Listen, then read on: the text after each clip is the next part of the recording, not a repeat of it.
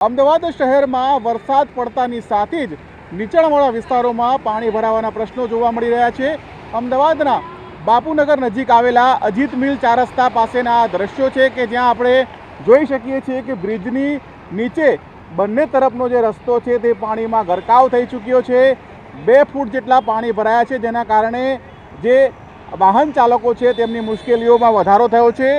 આ જે દ્રશ્યો છે તે અજીત મિલ 4 રસ્તાની ચારે તરફ છે, કારણ કે ચારે તરફ જ્યારે પણ વરસાદ પડે છે ત્યારે વરસાદી પાણી ભરાતા હોય છે અને